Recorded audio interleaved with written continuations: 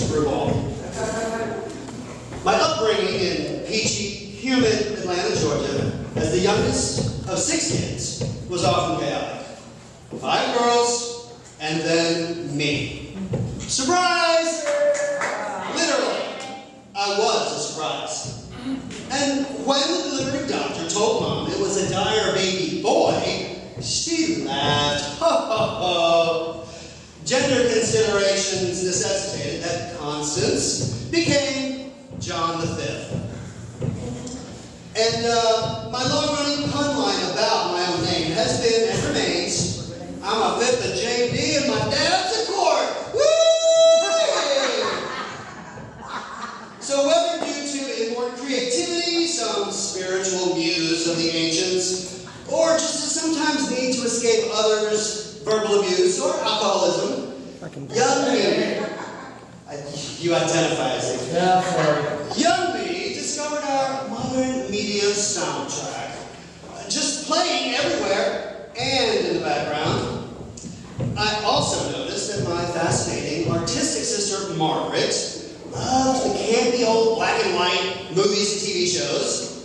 I followed suit and soon surpassed her, verily. But her impression of Shirley Temple in the film Heidi was priceless. Grandmother! Please don't let them take me away! Grandmother! Even TV and radio commercials could give me a charge. They still do. For some reason, I maintain instant recall of this cheery 1980s detergent ad. You can get bright and clean in cold water with Cold Power XE. And this one's still around. The optical department at Sears. And of course, I bet I wasn't the only kid back then who secretly delighted to the singing and dancing cigarette that weirdly urged, taste me, come on and taste me, that's all Doral says. All this media saturation made me wonder, wouldn't it be great if we could all have just the right background music played during our most significant real-life moments, especially if one was unsure how to react? Your friend introduces you to a potential new girlfriend. Hi, I'm Cindy. Da-da-da-da-da-da. Oh, hi.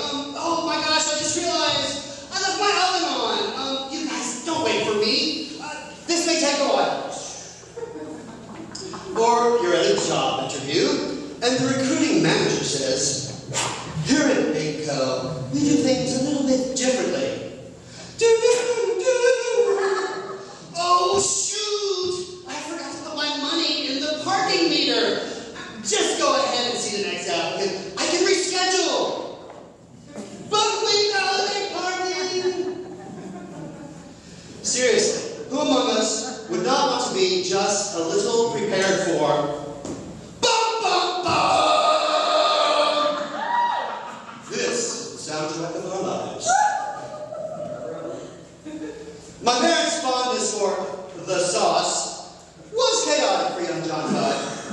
Dad, handsome, smart, funny, was the more functional drinker of the two, and he always brought home the bacon. Would you believe that at one time he was literally the president and the captain of the softball team for a lively social group that called themselves the Northside Professional Drinkers Association? The MSPDA.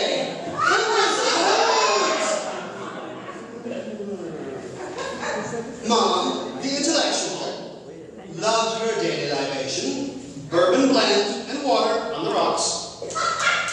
Mom said falcon instead of falcon, and her oft-quoted remark in regard to improperly referring to another female was, she is the cat's mother. She, or Mar, if she liked you, had a true Celtic wit. And in speaking of those school years, it reminds me for many reasons of that old movie line, say, what's the big idea?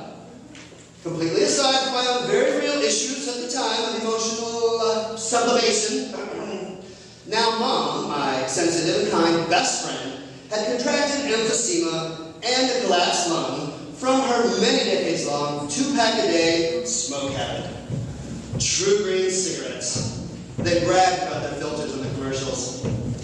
Then, after she had a second lung collapse and subsequent hospitalizations, a much transformed Mom's usual daily breakfast became a small mountain of pills washed down with iced Coca-Cola. Marg would sit in her chair every day and either read voraciously or watch the soaps or sometimes just think. For comfort's sake, she wore a lot of long boo-boos after she got sick. Now, my best hangout friend back then was the hysterically funny Scott Gibson. And when Mom wasn't around, he would go sit in her orange chair, put on her reading glasses, stare straight ahead, and then imitate her as she sometimes absent-mindedly rubbed both her knees and shins. He was the first one to coin the term Ghost Mama. He was there late one night watching TV with me after Mom had crashed at her usual 7:30 p.m. when she later awoke to get a snack, usually her favorite, Triscuits snack crackers. I can still eat and enjoy those damn things, even if they're stale, thanks to her. Groggy due to her afternoon cocktailing, she would use a hand to steady herself against the wall while wafting down the hall to the kitchen.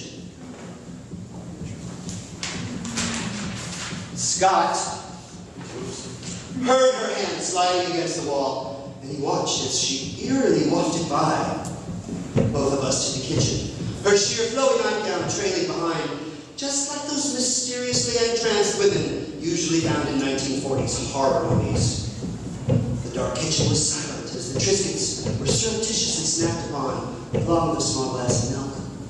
There was an air of suspense as we both unconsciously waited, the TV blathering on around us.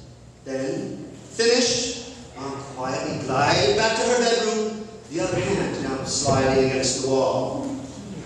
Scott watched the entire thing, paused, then turned to me with big eyes and crooned, "Ghost Mama!" I have to admit, at first my feelings were hurt by that, but it soon became a roaring family joke appreciated by all of us, including Mom. And he wasn't the only late night witness. To this day, there are still a few scattered former dates of my 5 various sisters who can attest to having innocently witnessed the mute mystery that was Ghost Mama.